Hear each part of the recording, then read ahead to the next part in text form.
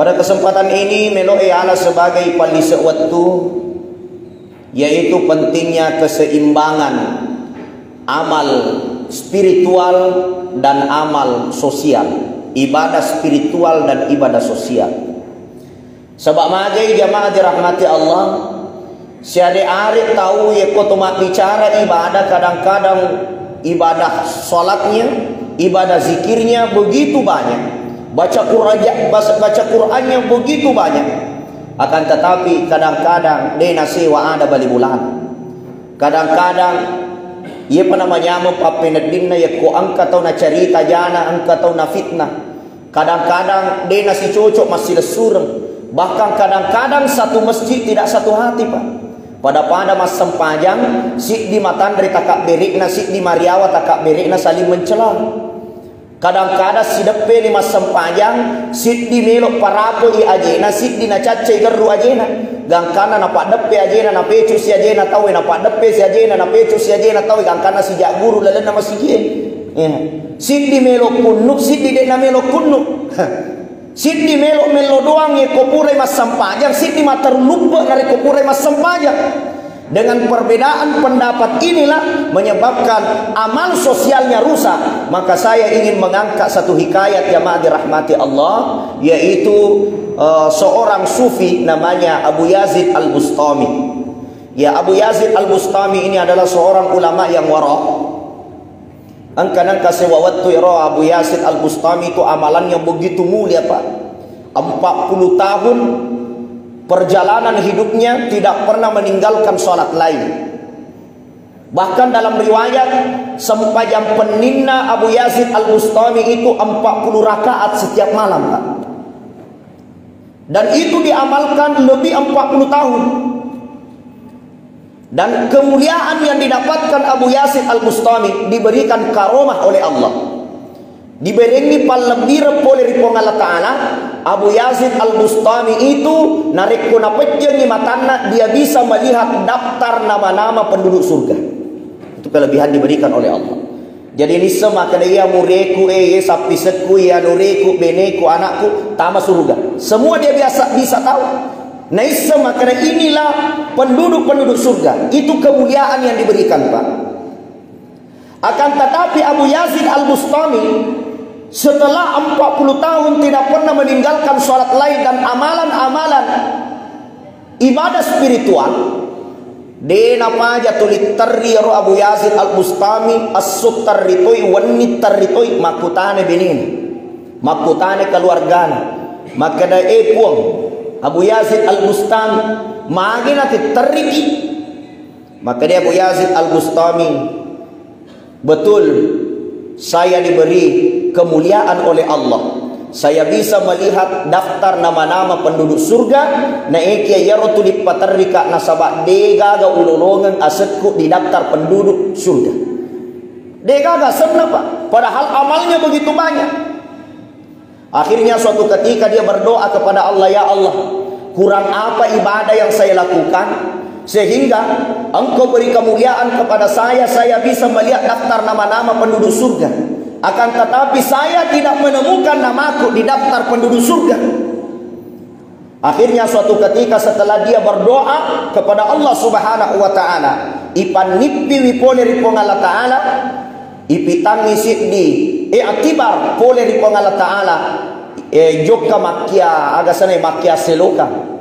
Nah inapa jokka mak bagi-bagi sedekah kepada orang-orang yang kurang mampu, membantu fakir miskin, membantu janda-janda tua, membantu orang-orang yang kurang mampu.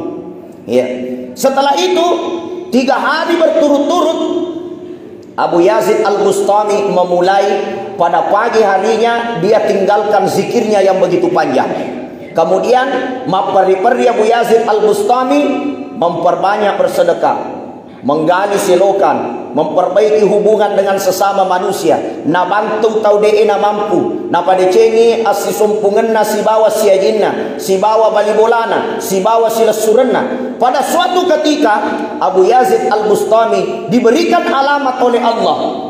Naitani asenna di daftar penduduk surga, bahkan namanya sudah ada di daftar VIP. Artinya asenna tinggal di posisi nama penduduk surga teratas, Pak.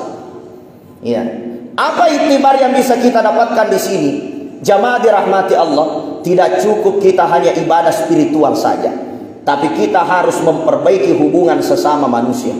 Sebab sehari-hari kita tahu, hanya karena mengandalkan ilmunya, na pandang ente pada narupa tahu. Hanya mengandalkan ilmunya, alina bawa cocok salamana tahu. Ya. Dan kadang-kadang muncul rasa ujub. Ya, merasa lebih mulia daripada orang lain. Maka ini tentunya akan menyebabkan rusak ibadah-ibadah kita. Maka dari itu Al-Quran menjamin, qad aflaha man zakkaha. Nigi gitu pacinya tinna yaitu tau salam. Wa qad khaba man dassaha. Tau jemmenya tinna mengotori hatinya, maka itu akan celaka. Apa yang menyebabkan kotor hati kita? Biasanya rasa dengki, pedih hati. Iya. Ini yang biasa merusak ibadah-ibadah kita, Pak. Biasa rumah pedih hati ku bali bolana. Ya apa namanya menyawana ku na tuju susah tahu ya ku manya mengitahu ya alina susah.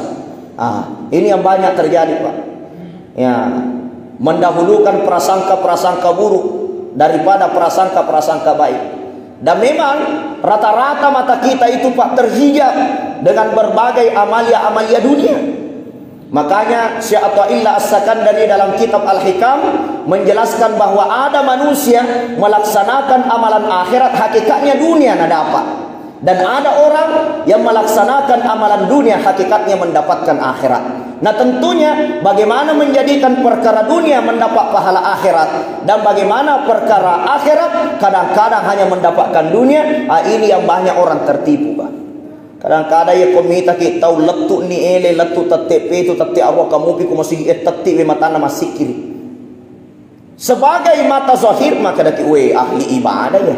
Sebab ele ni dena pahaja ti masih kiri ku masih kemungkinan monro masih kiri na sebab megalada indrana lalu ku pembiayaan ti monro di masih kiri tetep we matana. Kadang-kadang mita kita tahu mak baju kos-kos monro ko warung kopi. Minum-minum kopi tapi hatinya berzikir kepada Allah. Syekh Athaillah mengatakan tangisan pendosa lebih mulia daripada puji-pujian kepada Allah bagi ahli ibadah. Sekali lagi, teri-terina tau megai dosana risisena Allah Ta'ala belai lakbina na iya sikiri maigana tau angkai si mata masumpa lori pongal Ta'ala. Kenapa? Karena Allah itu sangat cinta kepada orang-orang yang ingin ruddu ilallah. Dia orang-orang yang mau kembali kepada Allah Subhanahu wa Ta'ala. Tentu saya ingin menutup ceramah ini dengan satu hikayat, satu kisah jemaah rahmati Allah. Kita pernah mendengar kisah seorang tukang muazzin, Pak Bangku Masjid. Selama 30 tahun menjadi tukang muazzin di masjid, tidak pernah alfa sholat berjamaah di masjid, tidak pernah meninggalkan sholat berjamaah. Bahkan dia termasuk orang yang paling awal datang ke masjid, membersihkan masjid. Akan tetapi seorang anak muda ini yang menjadi tukang muazzin di masjid, dia tergoda dengan seorang wanita cantik yang ada di tetangga masjid.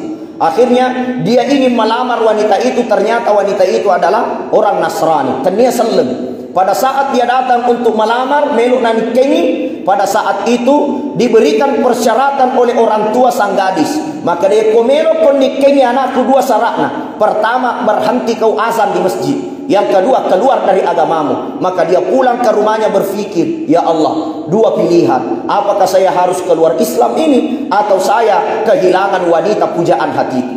Karena begitu cintanya kepada wanita itu, di suatu ketika dia datang ke masjid. Dena nun letahan di papujin malah desena ina puji rumah kunrai. Setelah dia azan 30 tahun etana mancipak bang. Dia doa sama Allah, ya Allah, 30 nak tahun etana sujud riidik puang. 30 nak tahun etana wo di mana telo masumpa kuidik puang. Maka izinkan pada hari ini saya keluar dari Islam untuk menikahi tetangga masjid. Ya kopure matu upo bene, saya akan masuk Islam kembali. Terpelesek kakinya jatuh, langsung meninggal dunia. Maka Nabi katakan dia masuk neraka khalidina fiha abada, selama-lamanya dalam api neraka. Bayangkan Pak, 30 tahun ibadah tanpa dosa, tidak pernah alfa di masjid, tapi matinya keluar dari Islam, belum sempat mengucapkan syahadat, ia kembali menghadap kepada Allah, maka dinyatakan seluruh ibadahnya habis. Maka ini menjadi pelajaran bagi kita bahwa seorang ahli ibadah jangan sombong dengan ibadahnya, karena tidak ada jaminan ibadah kita membawa kita mati dengan husnul khatimah, nacapuri dece. Dan tidak ada juga jaminan seorang ahli maksiat dia akan mati pasti matinya tidak baik, sebagaimana seorang yang telah membunuh 99 orang akan tetapi di akhir hayatnya ingin bertaubat, maka dalam perjalanannya ingin hijrah meninggal dunia, maka Allah Subhanahu wa taala katakan dia adalah penduduk ahli surga. Maka di sini kita mengambil pelajaran jamaah dirahmati Allah, bahwa yang menentukan kehidupan kita, siapa tahu di akhir hayat kita hanya dengan tetesan air mata taubat, itu yang menyebabkan Allah cinta kepada kita sehingga Allah mengambil kita masuk dalam surga walau tanpa amal perbuatan yang begitu banyak. Maka la taqnatu mir rahmatillah, jangan pernah putus asa dari rahmat Allah Subhanahu wa taala. Nulayana wala sebagai palisa waktu. Mohon maaf atas segala kekurangan. Wabillahi taufik was sa'adah. Hadanallahu wa iyyakum ila sabilis salam. Assalamualaikum warahmatullahi wabarakatuh.